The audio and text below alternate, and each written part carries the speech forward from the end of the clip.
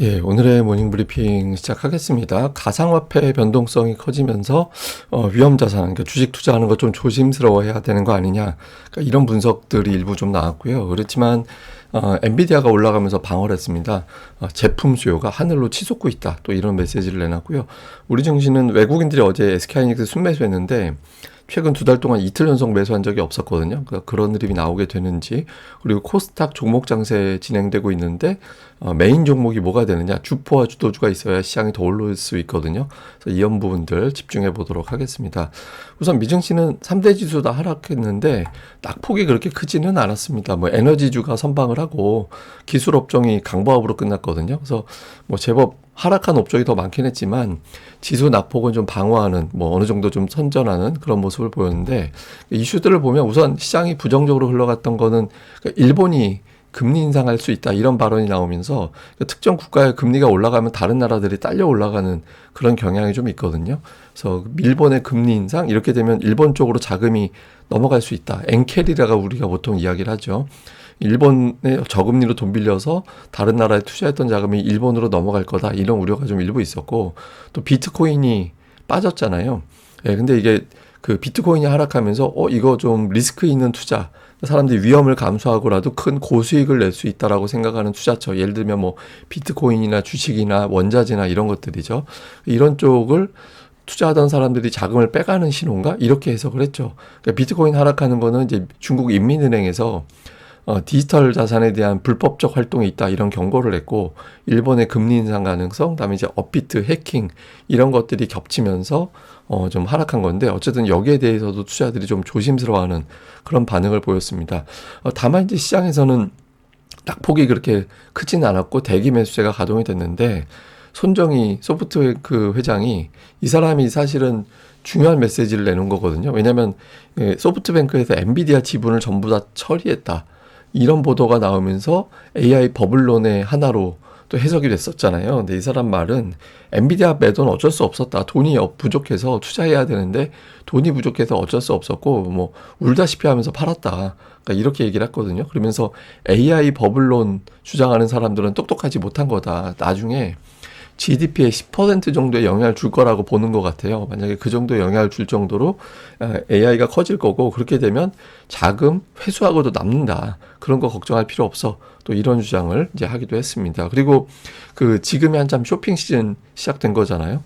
사이버 먼데이 지출이 전년 대비 6.3% 증가한 142억 달러, 역대 최고. 그러니까 뭐 관세다 뭐다 이런 이슈가 있음에도 불구하고 전체적인 쇼핑의 합은 늘어났다. 그래서 쇼핑이 양호하다라는 건 미국 경제가 이제 좋다라는 거고, 그러면 기업들의 실적은 계속 좋아지는 걸로 해석이 될 수 있으니까 이 부분에 대해서 뭐 과도하게 걱정할 필요는 없다, 이렇게 이제 해석이 돼서 낙폭을 제한하는 그런 움직임이 나왔습니다. 근데 오늘 어쨌든 미국 금리가 올라가고 다음 주에 금리 인하할 것 같은데, 어쨌든 금리는 올라가고 비트코인 가격은 떨어졌잖아요. 근데 다행인 건 코인 가격이 더 빠졌다가 뭐 84,000달러 이렇게까지 나왔다가 이제 거의 86,000달러 언저리까지는 올라왔거든요. 그래서 초반 이후에 이제 코인 가격이 좀 약간의 어떤 반등이 나온 점도 미증시가 낙폭을 제한하게 되는 그런 이유로 작동이 됐던 것 같습니다. 자, 연말이기 때문에 산타랠리 이야기 한참 나오고 있거든요.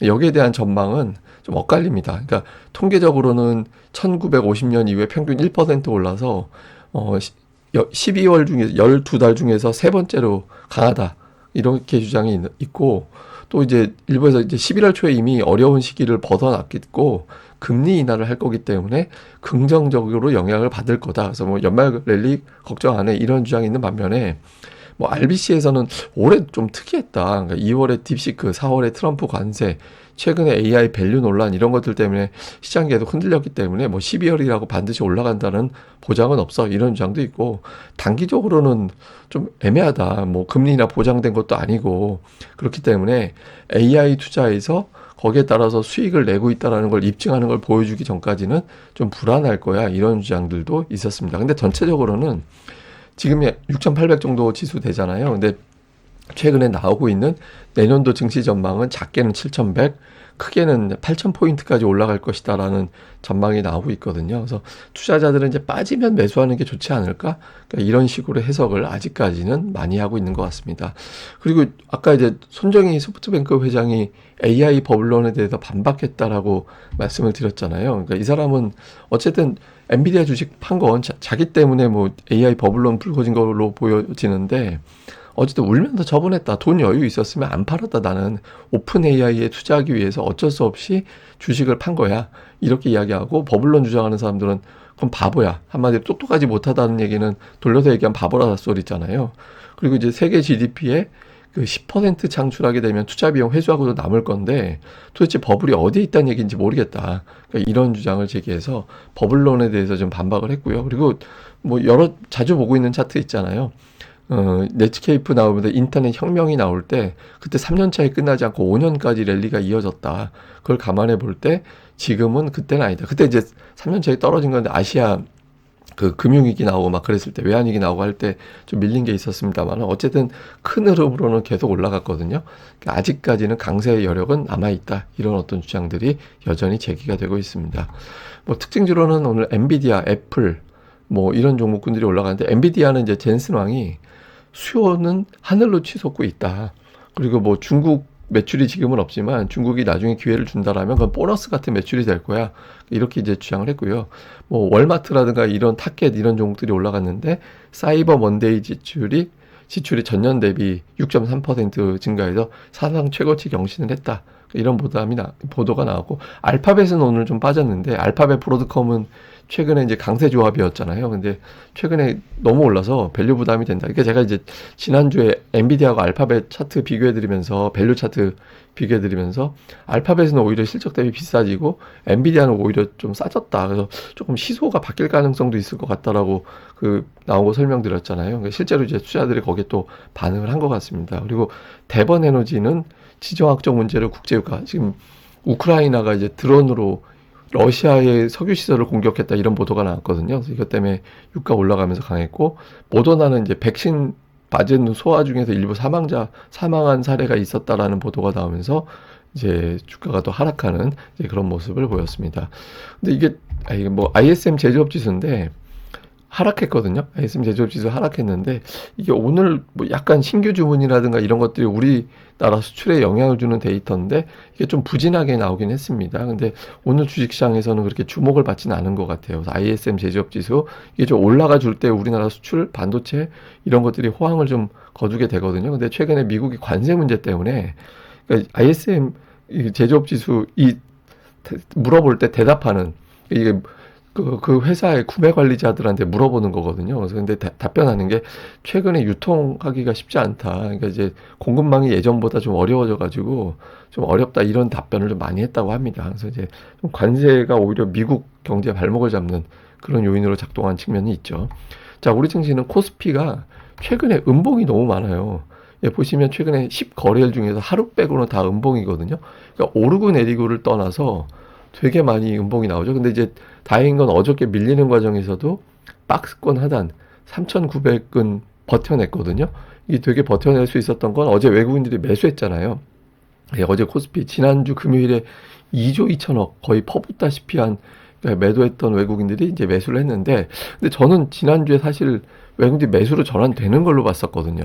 예, 근데 금요일에 갑자기 코스닥 이슈가 터지면서 코스닥 팔고 코스피 팔아서 코스닥으로 일부 넘어가는 그런 움직임이 나오면서 이제 매도로 바뀐 건데, 그러니까 지난주부터는 이미 외국인들의 움직임은 바뀌었던 것 같아요. 근데 그 중심에 SK 하이닉스가 있거든요. 근데 하이닉스가 최근에 퐁당퐁당으로까지 바뀌었어요. 그러니까 그 10월 중순 이후에 하이닉스를 외국인들이 30일 매도하고 7일 매수했나? 아마 그럴 거예요.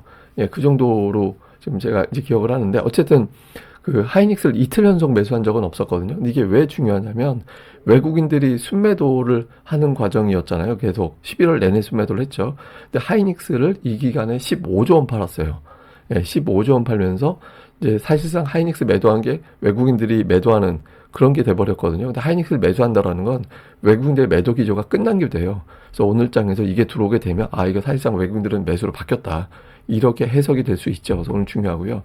그 다음에 이제 코스닥인데, 코스닥은 이제 어제 뭐 11월 고점에서 이제 밀리긴 했죠. 근데 제가 예전에 몇 번 보여드렸던 거. 그러니까 코스닥이 이제 강대장 이후에 보통 한 5에서 7% 정도 조정 사이클 나오면 그 다음에 돌아서더라. 근데 돌아서는 과정에서 이전 고점을 넘기는 그런 움직임들이 있었거든요. 그래서 이번에 만약에 넘기게 되면 이제 950, 진짜 저항 때는 950으로 보여지는데, 어쨌든 조정 이후에 그 다음 반등 사이클에서는 고점을 경신했다라는 점에서 생각을 해보면 일단 코스닥은 돌아설 가능성이 높다, 이렇게 해석이 되죠. 그러니까 근데 이제 중요한 건 주도주가 들어온지가 되게 중요한데, 수급의 변화가 좀 생겼습니다. 일단 주포가 생겼어요.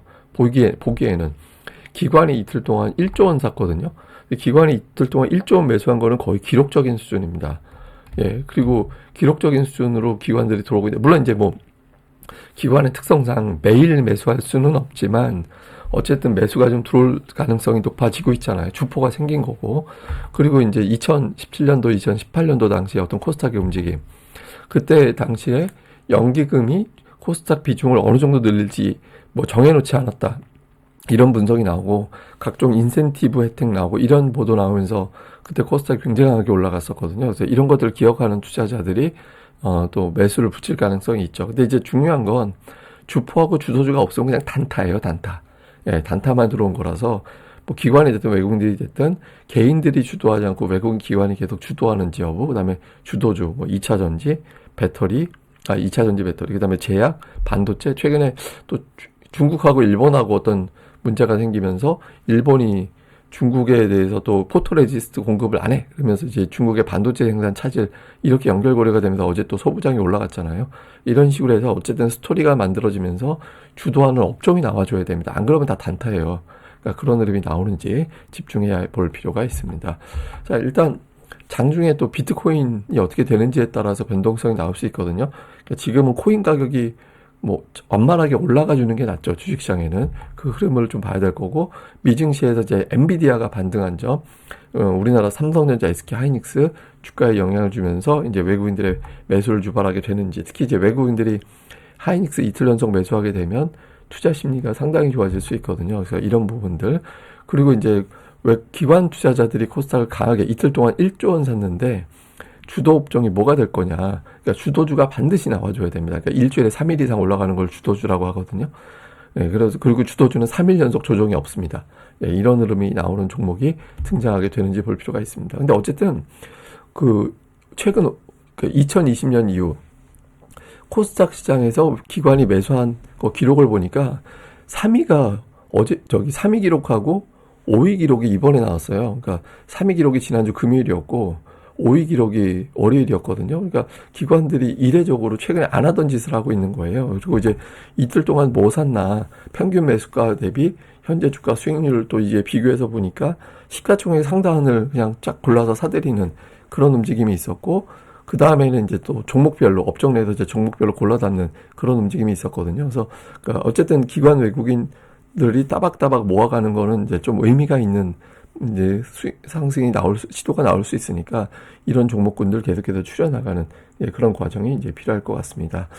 예, 그럼 오늘 하루도 잘 보내시고요. 저는 다음에 뵙겠습니다. 이 방송 구독하기와 좋아요, 예, 꼭 좀 부탁드리고요. 그리고 좀 몇 가지 예고를 드려야 될 게, 제가 타 방송 출연 일정이 있어서 아마 이번 달에 오후 방송이 평소보다 시간과 다른 날이 한 이틀 정도 있을 것 같고요. 그리고 좀 양해를 구해야 된 게, 제가 광고를 좀 할 겁니다. 몇 주 있다가 광고를 좀 할 것 같으니까 좀 불편하시더라도 한 3일 정도 광고가 나갈 예정이니까 그거 좀 양해를 미리 좀 부탁을 드리겠습니다. 예, 이 방송 구독하기 꼭 좀 부탁드립니다. 감사합니다.